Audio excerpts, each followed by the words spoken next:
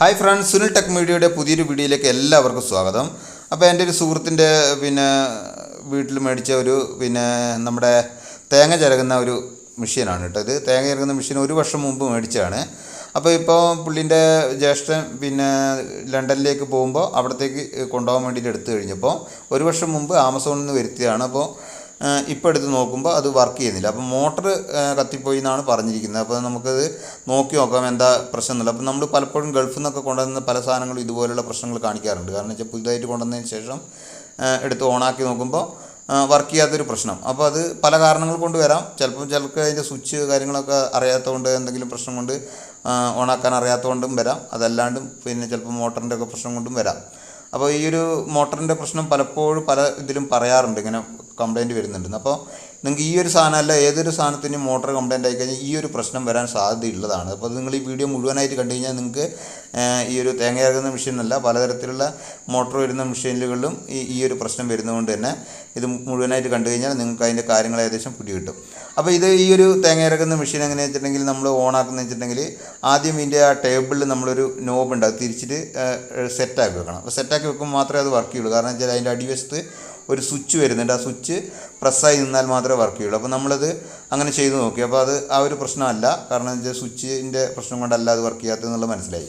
അപ്പോൾ വേറെ എന്തോ ഒരു പ്രശ്നമുണ്ട്. അപ്പോൾ അവർ മോട്ടർ കത്തിപ്പോയി എന്നാണ് പറഞ്ഞത്. പക്ഷേ മോട്ടർ കത്തിപ്പോകാനുള്ള സാധ്യത വളരെ കുറവാണ്. എന്തായാലും നമുക്ക് ഇതുപോലുള്ള കംപ്ലയിൻറ്റ് കുറേ കിട്ടിയിട്ടുള്ളതാണ്. അതുകൊണ്ട് ആ ഒരു പ്രശ്നമായിരിക്കണം എന്നാണ് വിചാരിക്കുന്നത്. അപ്പോൾ നമുക്കൊന്ന് അഴിച്ച് നോക്കി നോക്കാം. അപ്പോൾ ഇതിന് 4 സ്ക്രൂ അടിയിൽ വരുന്നുണ്ട്, അത് നമുക്ക് അഴിച്ചെടുക്കാം.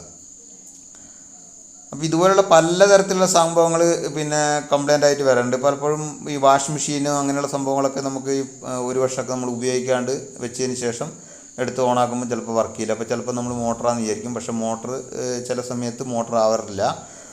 അത് ചിലപ്പോൾ കപ്പാസിറ്ററോ അങ്ങനെയുള്ള പല പ്രശ്നം കൊണ്ട്, അതുപോലെ തന്നെ വയറിങ്ങിൻ്റെ പ്രശ്നം കൊണ്ടൊക്കെ വരാറുണ്ട്. അപ്പോൾ നമ്മൾ ഒറ്റയടിക്ക് മോട്ടറാണെന്നുള്ളത് ചിന്തിക്കാതെ നമുക്കത് അഴിച്ച് നോക്കിക്കഴിഞ്ഞാൽ മനസ്സിലാവും എന്താണ് പ്രശ്നം എന്നുള്ളത്. അപ്പോൾ ഇത് നമ്മൾ ആമസോണിൽ നിന്ന് 1 വർഷത്തിന് മുമ്പ് വരുത്തിയാന്ന് പറഞ്ഞല്ലോ. അതുകൊണ്ട് തന്നെ ഇതിന് വാറണ്ടി ഗ്യാരണ്ടി അങ്ങനെയുള്ള സംഭവങ്ങളൊന്നും കിട്ടില്ല. അതുകൊണ്ട് ഇത് അഴിച്ച് റെഡിയാക്കി നോക്കാം. അപ്പോൾ റെഡി ആയിട്ടുണ്ടെങ്കിൽ ലക്കടിച്ചു, ഇല്ലെങ്കിൽ പോക്ക്, അത്രയേ ഉള്ളൂ. അപ്പോൾ അതെന്ന് വെച്ചിട്ടുണ്ടെങ്കിൽ ഇതിൻ്റെ ആ 4 സ്ക്രൂ നമ്മൾ സൈഡിലുള്ളതും അഴിച്ചെടുക്കാൻ പോവുകയാണ്.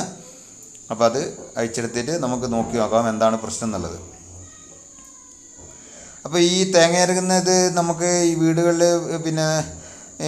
നമുക്ക് കൈ കടച്ചിലും അങ്ങനെയുള്ള വേനയൊക്കെ ഉള്ളവരും പുറം വേനയുള്ളവർക്കൊക്കെ ഇത് നല്ലതാണ്. കാരണം വെച്ചാൽ സിമ്പിളായിട്ട് നമുക്ക് തേങ്ങ ചിരകിയെടുക്കാൻ പറ്റുന്ന ഒരു മെഷീനാണിത്. അപ്പോൾ ഇത് വർക്കിംഗ് ആക്കിയിട്ടിട്ടുണ്ടെങ്കിൽ നല്ല ഉപകാരപ്രദമായിട്ടുള്ളൊരു സംഭവം തന്നെയാണത്. അപ്പോൾ അതാ നമ്മൾ സൈഡിലുള്ള സ്ക്രൂ ഒക്കെ അഴിച്ചിട്ട് ഇത് ഊരിയെടുത്തിരിക്കുകയാണ്. അപ്പോൾ ഇതിന് ഏകദേശം ഒരു ആമസോണിൽ 3000 3500 അങ്ങനെ ആ ഒരു റേഞ്ചിലാണ് വില വരുന്നതെന്ന് തോന്നുന്നു.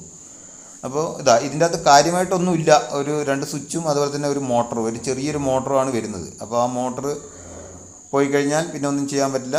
ആ ഒരു മോട്ടറിലാണ് ഇത് 2 സ്വിച്ചുകളും ആകെ വരുന്നുണ്ട്, ഒരു മോട്ടറും വരുന്നുണ്ട്. അത്രയേ ഇതിൻ്റെ അകത്ത് കാര്യമായിട്ടുള്ളൂ, വേറെ ഒരു സംഭവമില്ല.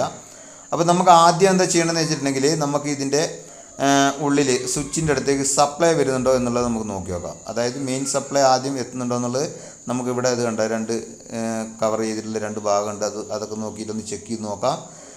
അപ്പോൾ അവിടെയൊക്കെ നമുക്ക് ഏകദേശം സപ്ലൈ വരുന്നുണ്ട്. അപ്പോൾ നമ്മളെ മോട്ടറിലേക്ക് എത്താത്ത പ്രശ്നമായിരിക്കും. അപ്പോൾ നമുക്കൊന്ന് സപ്ലൈ ഒന്ന് എക്സ്ട്രാ കൊടുത്തിട്ട് വേണമെങ്കിൽ നോക്കാം. അതല്ലെങ്കിൽ ആ സ്വിച്ച് വഴി തന്നെ ഇതിൻ്റെ അടുത്ത്, അപ്പോൾ ആർമേച്ചറിൻ്റെ അവിടെയൊക്കെ നമ്മളവിടെ സീൽ ചെയ്തുകൊണ്ട്, ഈ ചെറിയ മോട്ടറൊക്കെ ആകുമ്പോൾ സീൽ ചെയ്യുകൊണ്ട് നമ്മൾ ആദ്യം ഒന്ന് സ്വിച്ചിൻ്റെ അടുത്തൊക്കെ ഒന്ന് നോക്കിയതിന് ശേഷം നോക്കുന്നതായിരിക്കും കൂടുതൽ നല്ലത്. അപ്പോൾ നമുക്ക് ഇപ്പോൾ മനസ്സിലായിട്ടുള്ളതെന്ന് വെച്ചിട്ടുണ്ടെങ്കിൽ ആർമേച്ചറിൻ്റെ അവിടം വരെ ഇവിടം വരെ സപ്ലൈ വരുന്നുണ്ട്. പക്ഷേ അതിന് ശേഷം മോട്ടറിലേക്കുള്ള കണക്ഷന് എവിടെയോ പ്രശ്നമുണ്ട്, ബ്രേക്ക് ഉണ്ട്. അപ്പോൾ നമ്മൾ കണ്ടെത്തിയിരിക്കുകയാണെന്ന് വെച്ചിട്ടുണ്ടെങ്കിൽ ഈ ഒരു സംഭവം, ഈ ഒരു സ്ഥലം ഉണ്ടല്ലോ, അതായത് നമ്മളെ മോട്ടറിലേക്ക് കണക്ഷൻ കൊടുക്കുന്ന വയർ വരുന്നതും മോട്ടറിൽ നിന്ന് വരുന്ന ഒരു കോപ്പറിൻ്റെ ഒരു വയറും കൂടി പിരിച്ചിട്ടാണ് കൊടുക്കുക. അത് വാഷിംഗ് മെഷീൻ്റെ ആയാലും ഇതിൻ്റെ ആയാലും ഏതിൻ്റെ ആയാലും മോട്ടറിലൊക്കെ അങ്ങനെ തന്നെയാണ് വരുന്നത് കൂടുതലും.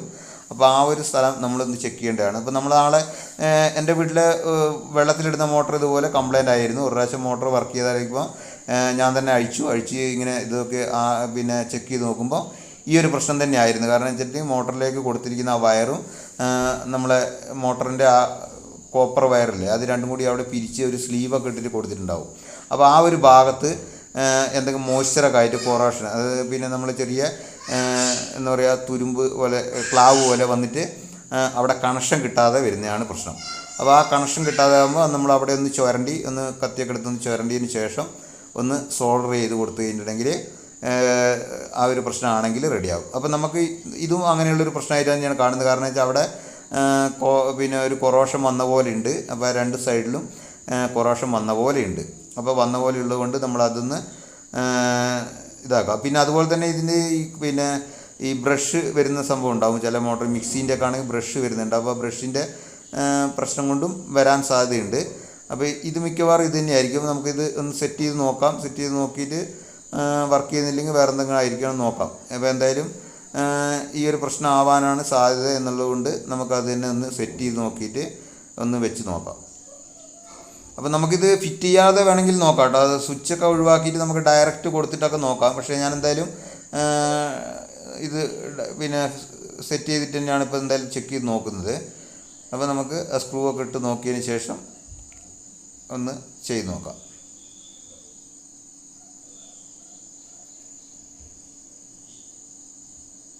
അപ്പോൾ നമ്മൾ കണക്ഷനൊന്നും പിടിച്ചിട്ടുണ്ടായിരുന്നില്ല നേരത്തെ ചെക്ക് ചെയ്യാൻ. അപ്പോൾ അവിടേക്കൊന്ന് നല്ലോണം ഒന്ന് കണക്ഷനൊക്കെ ഒന്ന് കൊടുക്കാം.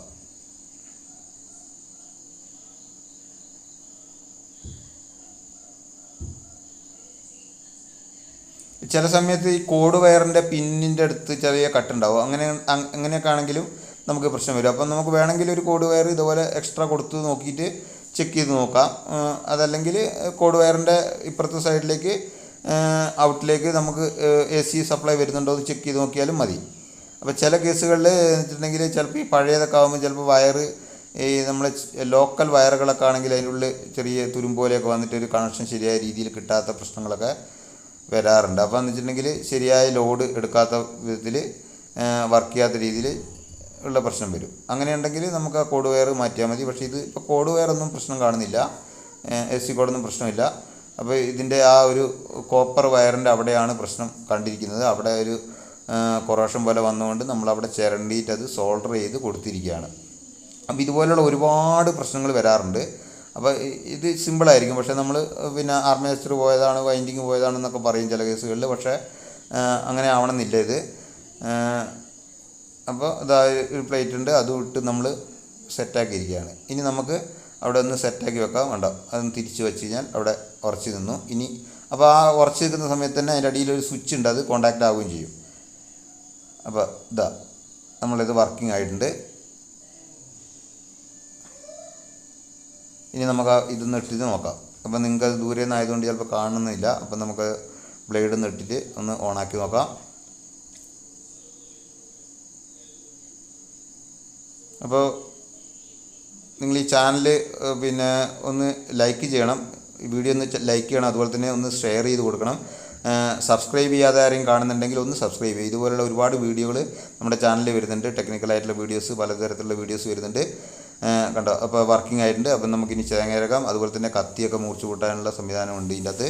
അപ്പോൾ നിങ്ങൾക്ക് വീഡിയോ ഇഷ്ടമായി എന്ന് വിചാരിക്കുന്നു. അപ്പോൾ വീണ്ടും പുതിയൊരു വീഡിയോ ആയിട്ട് വരാം. എല്ലാവർക്കും ഒരിക്കൽ കൂടി താങ്ക്